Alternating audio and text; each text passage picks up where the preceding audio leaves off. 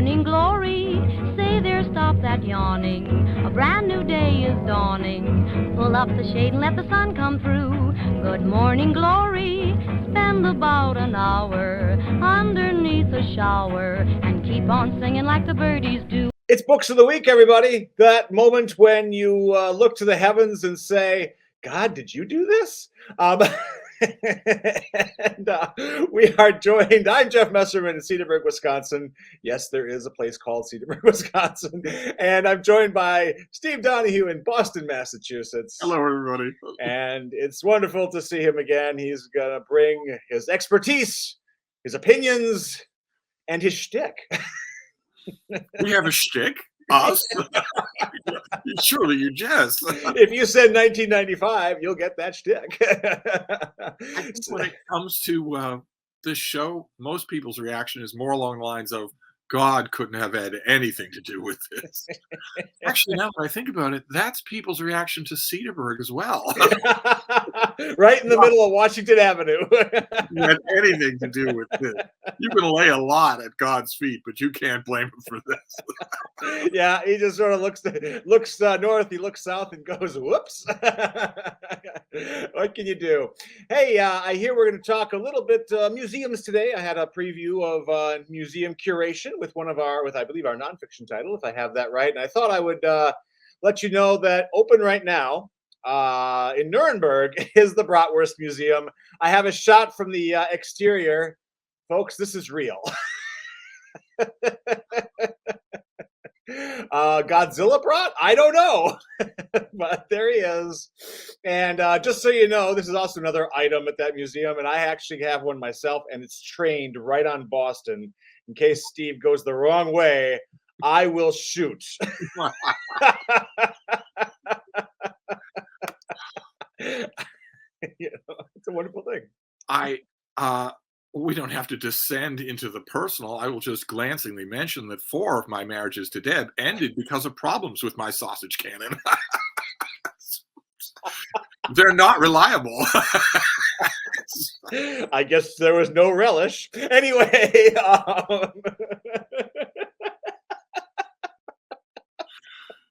victory. Anyway, fantastic. So, yes. All of this is a defeat. To the FCC, to the 10 Commandments. All of this is a defeat. We haven't even started yet. We're on the back end of Eclipse Week, so, we'll see how that goes.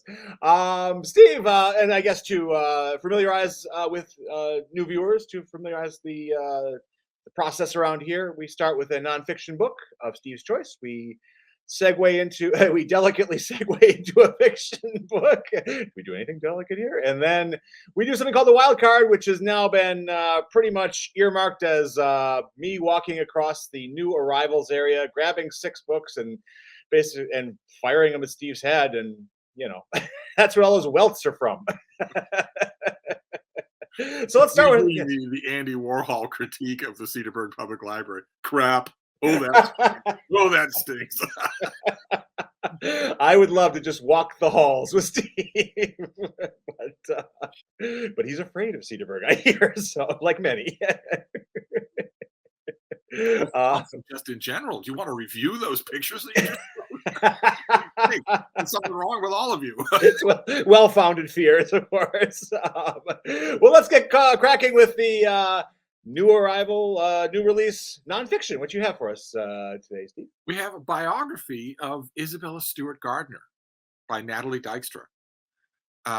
Isabella Stewart Gardner was a turn of the 20th century art collector and society bon vivant and public figure here in Boston, who transformed her mansion on the Fenway into an art museum and stocked it with everything that her art dealer, Bernard Berenson, could steal from Europe. Everything that he could get his sticky little fingers on stocked the Gardner Museum. And it has stayed that way. No Art Deco renovations, nothing like that. It has stayed a Venetian palazzo. So that if you come to Boston, you go to the Museum of Fine Arts, which of course you should. Literally right across the street from the Museum of Fine Arts is the Isabella Stewart Gardner Museum. that is a completely different art museum experience, but still incredible. And she led a colorful, quippy life. She knew all the people that you had to know. She knew, the famous you know, lady poets and novelists of her day, including Henry James. She knew all the famous painters and whatnot. She lived the life of Boston. She married into the upper crust of Boston society at the time, the Brahmin class of Boston. Uh, and that has naturally been a draw to biographers who've been attracted to her story ever since and have wanted to make her into things that she was not. She was a nonstop chatterbox imbecile. And nobody wants to say that, and nobody wants to write a biography of that. Instead, they want It's the alternate title of the book, wasn't it? Nonstop Chatterbox no, Imbecile. I would love to see that. That would be great. She was essentially well, how could we summarize Belle Gardner in one sentence? Oh, the Simpsons have already done it. Me wanty. That is basically summarizing Isabella Stewart Gardner in one sentence. But the book that we're talking about today, Natalie Dykstra's book, goes on at great length. And I'm presented as a critic with an odd position when it comes to this book, because not only have I read the two major biographies of Isabella Stewart Gardner that came before this one, Louise Hall Tharp's book, Mrs. Jack, and Douglas Shantucci's book, The Art of Scandal, but I also personally knew both the biographers. And before you Wisconsin wags get on there, that doesn't mean I knew Isabella Stewart Gardner. But I knew both those biographers and talked with them while they were writing their books. So I don't know, would this be a rare instance in which I'm disqualified from reviewing a book? Well, I certainly wouldn't want to be responsible for disqualifying you for reading a book. But let me ask you, those prior volumes, did any of them address the fact that she may have been a fop? It's hard to avoid it. It's really hard. It's really hard to avoid it. It's impossible to twist her into some sort of proto Susan B. Anthony. That just doesn't work. The more you look at the primary documents, the more you see that she had a kind heart, and she could be generous. She could also hold a grudge like nobody's business, second only to Henry James. And she could be provincial and was. As one person at her time said that I noticed he's never quoted in these biographies. She was also, quote, appallingly stupid. Nobody mentions these things, but nevertheless, she had like most people, not either one of your humble co-hosts, but most people have positive as well as negative aspects to their personality. And she had those. You could definitely do that. She did charity work, some charity work. Helped out struggling artists with money and encouragement, or both. So it's possible to write a very engaging biography of Isabella Stewart Gardner, and those two people, Louise Hall Tharp and Douglas Shantucci, both did it. Natalie Dykstra does not. Instead, she covers the ground. And I mean, how many quarters did you fish out of your pocket for such and such a time at such and such a moment? How can I prove that? Well, here, I've got 10 receipts to prove that. This is the first boring biography of Isabella Stewart Gardner that's wow. Okay. Just, I don't know, I guess a kind of feat, but it's not a kind of feat. I mean, you'll learn everything there is to know about her. In fact, you'll learn more about her in this book than you will in the previous two big ones. There have been other biographies, but I'm talking about the two that were, big best. Mrs. Jack was a huge bestseller when it came for such a thing. I mean, for a biography of an art world figure, it did really, really well. Yeah. And then inexplicably lapsed out of print. I remember forever and ever people saying, coming to Boston, going to the Gardner Museum, and then coming to me and saying, I'd love a great book on the subject. And I'm saying, yeah, there is a great book on the subject, but it's not in print anymore. I'll have to find you a copy. Now it's back in print, I think. Is it nice to know after the Gardner Museum, everyone heads over to the Donahue residence for a book? You seem to be a stop on the tour of Boston at this point. Almost, yes. Almost. Although, speaking of stop on the tour, I should add this parenthetical to anybody who's listening who's thinking about coming to Boston. Go to the Gardner.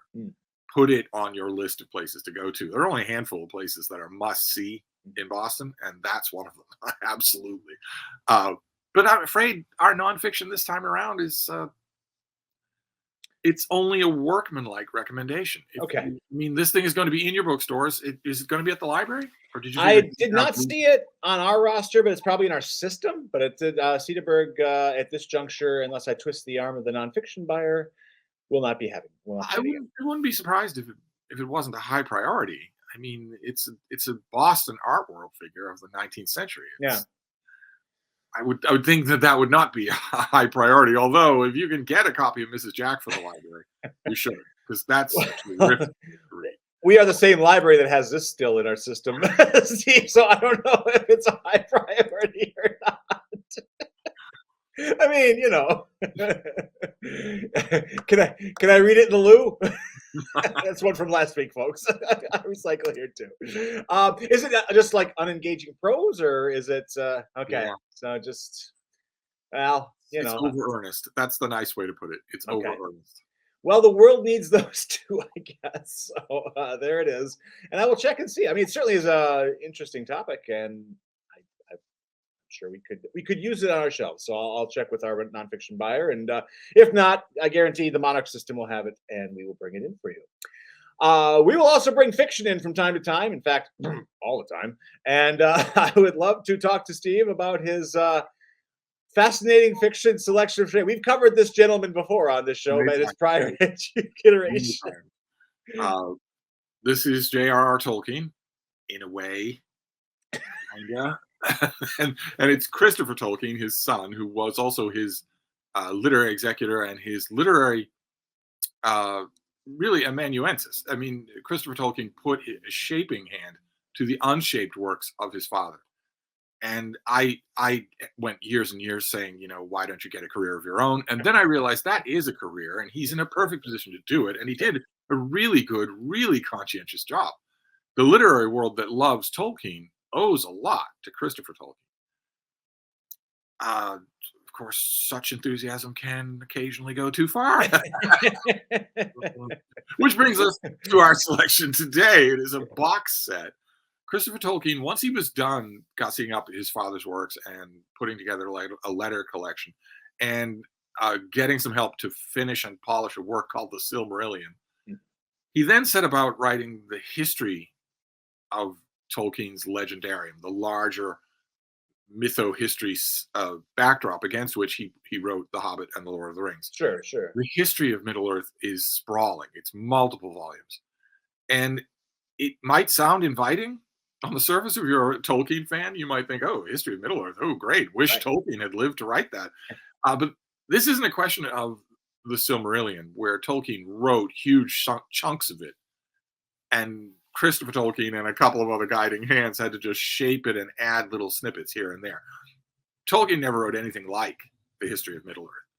This is bits and pieces taken from the published works, the drafts, the scribbled napkins, cobbled together with a huge amount of integumentary footnotes and bridging material to create a big narrative of the entire legendarium of Tolkien's world. But it doesn't do that. It fails to make a narrative. This is not narrative reading like the Silmarillion is. The Silmarillion, actually, you can read it as a book. Sure. You can't read these things as books. Yeah. You can only read these things as a Tolkien fanatic. So we don't have like a main character with a desire that needs to be filled, an arc, all that kind of. No.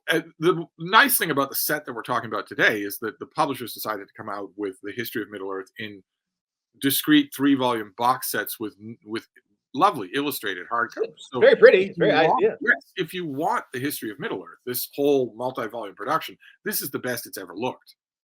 You have all of these box sets. This is the best it's ever looked. Yeah. And there are Tolkien fans who will want that. They'll want to know Tolkien is writing about character X. We have 2.5 pages, 6.5 pages, 10.5 pages, and then he changes his mind. And he didn't get rid of those 10.5 pages, but now there's a new 10.5 pages, and there are key differences. What are they? And what are the dates on when that happened? And where was he? What was happening in his own life when he made those changes? That's a legitimate thing to write. Sure. Definitely. And no one is better positioned to do that than Christopher Tolkien. So that's what you get in these books. You mentioned that there's no main character and no main plot. No, the story takes place over thousands of years. So you would think there would be no recurring characters at all. But as we mentioned when talking about Tolkien, several of his characters are immortal. Right. The elves of Middle Earth are immortal. They don't. You can kill them, but if you don't kill them, they won't die on their own. Right. And there are other characters. There are supernatural characters who come in from outside of Middle Earth's reality that also are immortal, or they sometimes create creatures. The Ents are functionally immortal.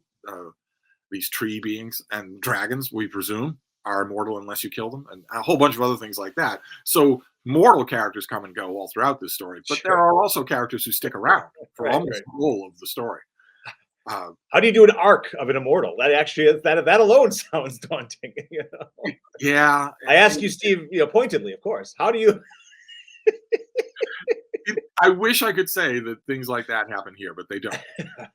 This is not that book. These are not those books. Instead, this is for the Tolkien superfan. They're out there. I am one myself. I'm eagerly lapping up these box sets, but it seems like pleasures are not being had. I read in your face. They're a particular nerdy kind of pleasure. Like picture, I know this will be hard for you to do, but imagine if you were a nerd about something. No, it doesn't seem possible. Birthplace of the ice cream sundae, Two Rivers, Wisconsin. I'm nerding out over here. Come on, it's huge. Nerds love this one. They love, like, if you are a Star Wars uber nerd, a Star Wars super fan, you want to know the planet where the crystals that are the power source for lightsabers is. Are you talking about kyber crystals, Stephen? You want to know, you don't just want to know the name of the planet where those crystals come from. You want to know how many oceans that world has. Totally unconnected. And when nerds nerd out, they nerd out like that. Oh, it gets They want to know literally everything. Yeah, right. And Tolkien wrote a lot that he did not include in his finished works because he was a conscientious literary artist. You would have to be some other kind of writer to create a gigantic, sprawling world in which you knew and had written the details of every rock, every blade of grass, every storm, every mountain, every stream, every river, and then you include that in your book. Mm-hmm. You'd have to be a completely different kind of writer to do that.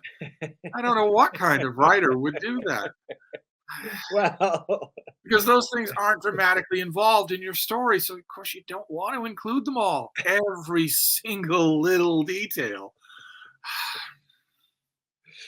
Oh boy. It sounds the number one author who's written books like that could buy and sell Cedarburg Public Library Books of the Week 10 times over in an hour. So we can't really could he? The almighty. Will he? When? So I have to ask this question because it's otherwise just kind of dangling over this entire conversation of this box set. Is this a money grab? Is it always? I mean, I guess the other thing is it always? Well, it's a tough question. It is a tough question because there's no denying a money grab. When we think of that, we think soulless. Right. I think this is pure opportunism. This guy doesn't read the Bible, so what's he doing selling a $60 Bible? Why that example came to mind. Let's think of some other. I mean, we don't want to pick on any one person. Let's think of some other completely transparent money grab. Let's say a 90-year-old syphilitic fat loser decides to sell NFTs. That's obviously good. Oh wait. All right. Well, okay. How about a mama's boy decides to sell a board game, even though he's never played a board? Oh. All right. Well, I'm sure that I got one for you.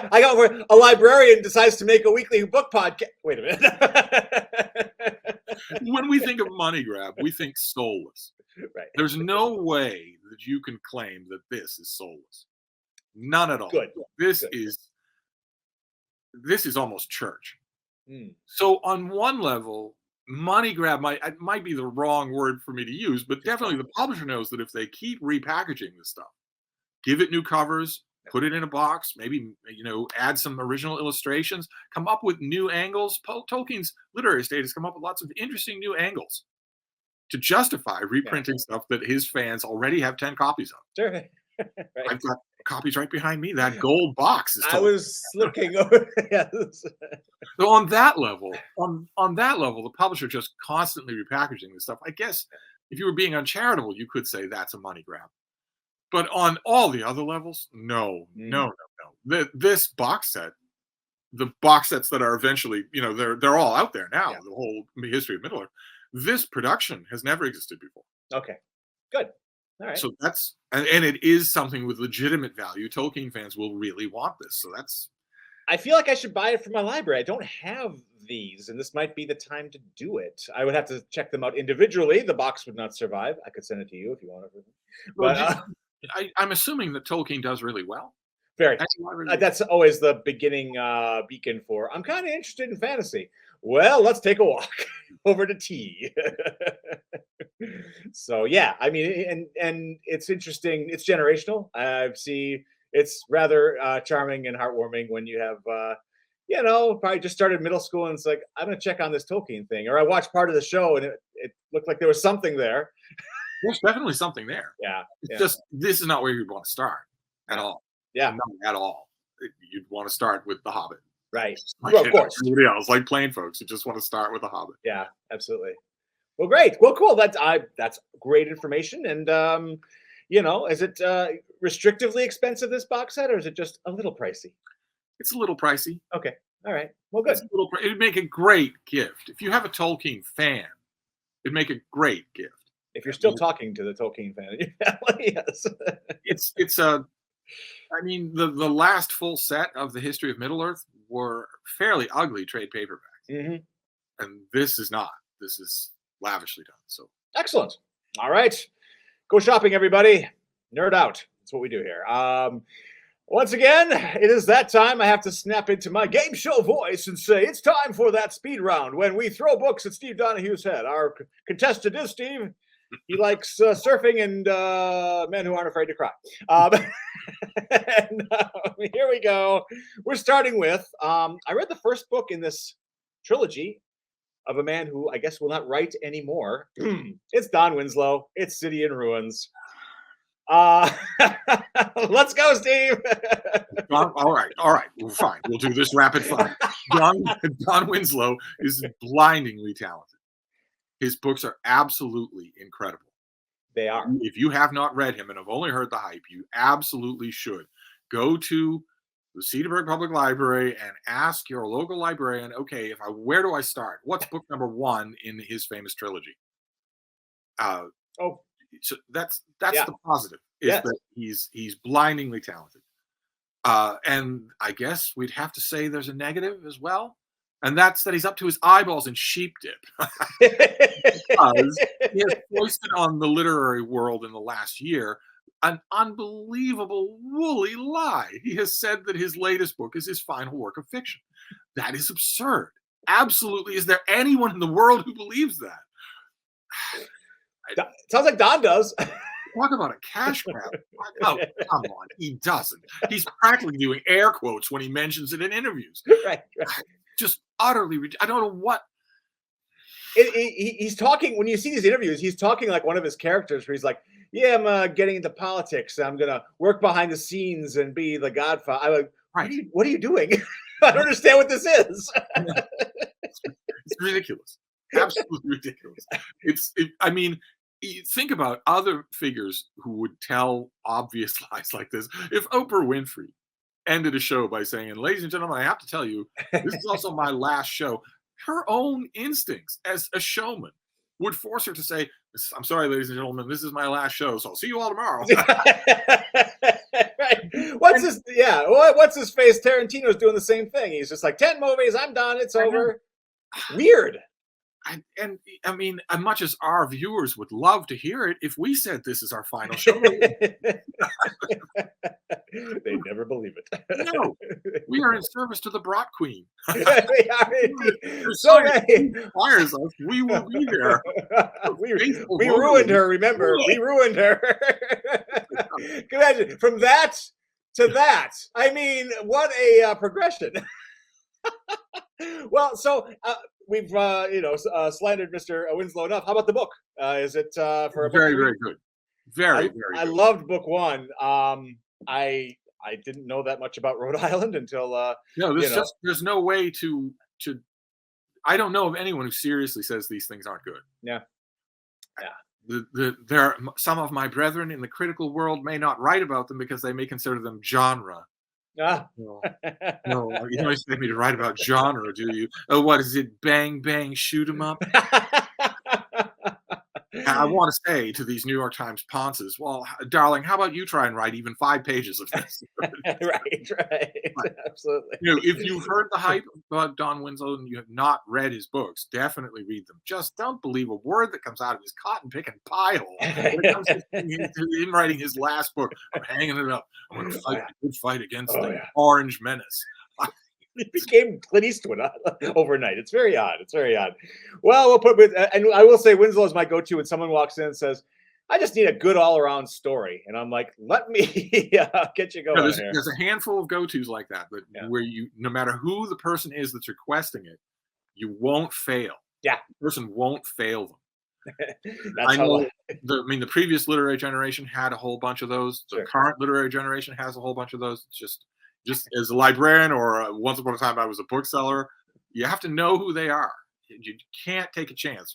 That person coming in, they're very fragile. They are very fragile. Yes. The last, if you come in, they come into you and say, I just need a good book. You know when they say that, but they've been burned recently.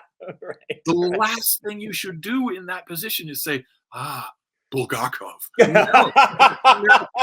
There you go. So Infinite Jest has this. No, but anyway, let's move on to. It is that time of year, and unfortunately, I've already had to remove 2 finch corpses from our front stoop because of the windows here, and it's very sad, and I hate doing it, but. Birding to Change the World is out, and I don't know much about this one. Just kind of crawled in. What do you have you had some experience with this, Steve? I've read it. There we go. That's experience. Was I expected to have any other kind? I just thought maybe you were just sitting on it or something. I don't know. We're using it as. No, I'm sitting on the aforementioned Deb. Hashtag free Deb, I think, is a thing now. Yes. I've read the book, and it is one half charming and one half, I guess, also charming in a different kind of way. The charming kind of way, the first kind of charming kind of way, is that it's wonderful writing about birding. It's wonderful writing about the joy of going out and looking at these amazing creatures. They're just going about their lives. They're not paying attention to you. No. And they're a miracle. They're the last living lineage of dinosaurs. Yeah. Just living here in the world and doing all sorts of things. And it is habit forming. I have since broken the habit, but once upon a time, I knew what that felt like. You go and see something, and then you think, well, when I went and saw something, it was amazing. So maybe if I do a little bit more going, I'll see something even more amazing. Sure. The classic phenomenon of birding, that the further away you go, the more amazing the thing you're seeing is, can lead birders to tramp into all kinds of places. And that is captured wonderfully in this book. Oh, nice. Okay, excellent. The other kind of charming part is the change the world part. Yes. The world collectively laughs at birders, rightfully. They are. The hats they choose to wear is shocking. The hats, the equipment, the complete off the cliff obsessive behavior. It's all completely harmless, but we do still laugh. She seems sane. Look at the tilt of the head. So all she's our bird. They all have that tilt of the head. Are they missing a bone in their neck? What is that? Even when they're indoors making flapjacks, they still think they're looking at that branch. Is that a knot of wood, or is that, an ivory crested tit that I've been wanting to add to my life list forever? Oh dear. Birding does not change the world. Birders do not change the world. The world is laughing at birders the way it laughs at tabletop gamers, other kinds of incels. It's adorably harmless. So the social crusading part of the book maybe not so much. I've been striving for adorably harmless for years, Steve. I don't know if I'm getting there yet, but I guess when I walk around with this, I might be, my harmlessness might be in question. I understand. Let's move over to another series. I guess, well, not a trilogy, but because I think this person's going to keep on going. She was very successful. We have Finley Donovan's back, and she's rolling the dice. Ellie Casamano. They seem charming. I have not read any of them. Okay, okay. And yet, I do still have a rant. Oh, good. A little bit late with the oh good there, pal. I think I didn't notice that pause. That's called dramatic pause. I like to, Your liver seizing up. But nevertheless, I do have a rant, which is this. I hate fads of any kind. I hate them. I especially hate literary fads. And the one current literary fad is to put a cute description of the plot as the title of the book. The title of your book should not be an effing GD sentence. Don't make the title of your book a sentence. It started out in the indie world, as so many evils do, where indie authors were like, the more I can cram into stuff that a critic has to repeat, the better off I am. So I will put the title will be a sentence that describes something happening in the book. And maybe my subtitle will be a completely gripping thriller. This just says a novel, but that's okay. Well, maybe that's the sequel. Don't put your title of the book is not a sentence. The title of your book is not part of your pitch. You coke-fueled little moron. Don't put a pitch in the title of your book. Yeah, you might be right about that. But actually, the original yes, she has all the bones. All the bones in her neck. all the bones in her neck are functional. The original title, of course, was Finley Donovan rolls the dice, comes up Snake's Eyes, and gets some pizza. So at least, we did some editing. If you're going to do this kind of fad, this latest kind of fad, I hate it so much. I hate this so much. Putting sentences as the titles of your book. You do see it more and more. Quirky. Yeah. No, it seems to be in the romantic comedy area a little bit and that sort of thing. But well, here's a really important book, and I guess I may have to just buy this one, an extra copy, and send it to you, Steve, because you and I do have translation issues from time to time. So I've got the Guide to Midwestern Conversation, don't you know? Oh, you betcha. Yeah, yeah. Well, they just let anyone in here, don't they? Hey, stranger, how you doing? So here it is, a guide.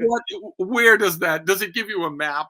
Is that talking about the upper Midwest and the lower Midwest are two different kinds. That is true, depending on the amount of snow that's involved. No maps, but boy, it's a very comprehensive phrase by phrase breakdown of everything you possibly could want. Like, yeah, Steve, it's a pretty quick drive, meaning it's less than 4 hours. Oh, that's not too far for a drive. It's more than 5 hours, but less than 10. So these are really important things if you're going to spend any time in my neck of the woods. Well, but what about my neck of the woods? I mean, does the book cover Iowa and Illinois, or is it all just the snowy wastelands? It just says America's heartland. So I'll let you all do the math there. Taylor K. Phillips is the author, and she did a good job here. And then the more you read it, the more you kind of go into a different kind of voice. And yeah, it's good. It's all right with me. Means yes, but I want to acknowledge that I might not be the only person with permission granting power in this scenario. It isn't a learned piece, so I think every home needs one of these. Especially, I mean, I'd like more of a country to be like the Midwest. I'd travel more if that was the case. Allow me at least to. I have not read that book, but allow me at least to interject that I very much miss Madison, and I miss like fire Iowa. And you offered it in jest, but nevertheless, if the rest of the world could be like the Midwest, I know I bash around Wisconsin. I know I can sometimes be brutal to the bride. Oh yeah, but we can take it, But nevertheless, the Midwest is incredible. It's a great place to get fit. obviously. So, you know, got to keep some of those in check here. And our final title is an author I've always been curious about and have not dipped a toe yet. This could be the tipping point. Steve, help me out with the very prolific Chris Bojalian, and this is The Princess of Las Vegas. It just seems like fun in its own way. It's a tricky thing. I have read this book. I thought was lifeless. Every once in a while, about every 3 books, he writes a book that isn't lifeless. It's Okay. actually wonderful. Yeah. But there's no way to predict when that will happen. Right. I have this book I thought was lifeless. Okay. Just there isn't enough in it to make a book. And yet I know that he's a conscientious craftsman. And sometimes that really shows in his latest book, whatever it is. So it's a crapshoot when it comes to patrons, because they can't expect all the miracles that the librarians there do with all your other book shows. I mean, some of them even have their own posters up on the wall. Oh, he knew about that. I thought he didn't know. Who told him?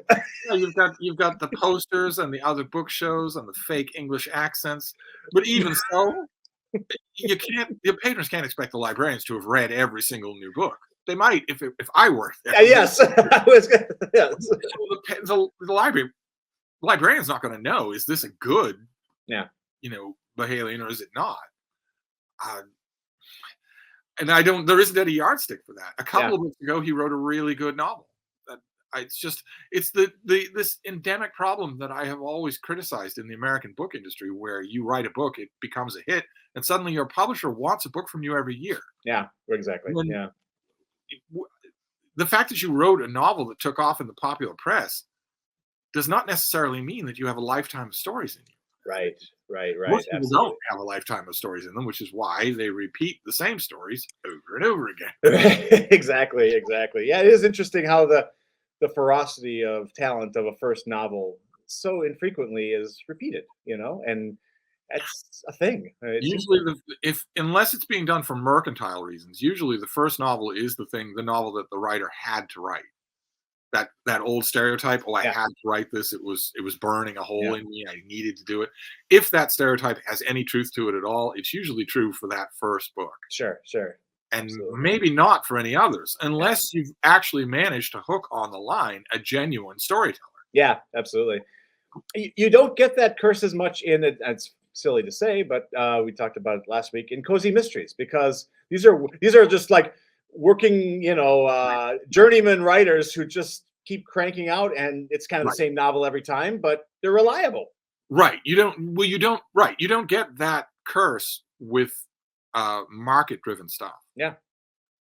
And that's the problem with Chris Bojalian, is that we half the time he feels market-driven, and half the time it's like he has enough money to stop writing. Sure. And he also has, by the same token, enough money to write whatever he wants. Yeah. Get it published. Absolutely. Yeah. And yet, quite a few of his books don't feel that way. They feel like, I'm doing this for the market. And I'm not meaning to condescend to market-driven stuff at all. Right. When your stuff is market-driven, you'll know what you need to do. It won't be a question of what stories are bubbling up inside you, like, too many bratwursts. I know all about that. Well, the tagline says the princess is fake, the murders are real, and I got excited by that, but it sounds like I should probably temper my expectations a little bit. So, well, that's okay. Well, that is the final item of our speed round this week, and that was wonderful as always. There's no way you're coming off this show without something to read. We did our jobs here, folks. So, yes, and I mean, even the criticisms this time around, I am tempering. Natalie Dykstra's book is dry, but it is incredibly informative. Yeah, if that's what you want, you can definitely get that there. And the history of Middle Earth is dry and weird because it's not a narrative in any way, but it's exactly what if you're a Tolkien fan, you're going to want to mainline it. So the fact that it's in a pretty box. No mainlining library books. We have strict. If you start pumping them into your veins, we're going to have a conversation. So, well, great. Wonderful show again this week. We'll be back next week with more of the same, only worse. I mean, more of the same, only one. No, this is our final ever broadcast.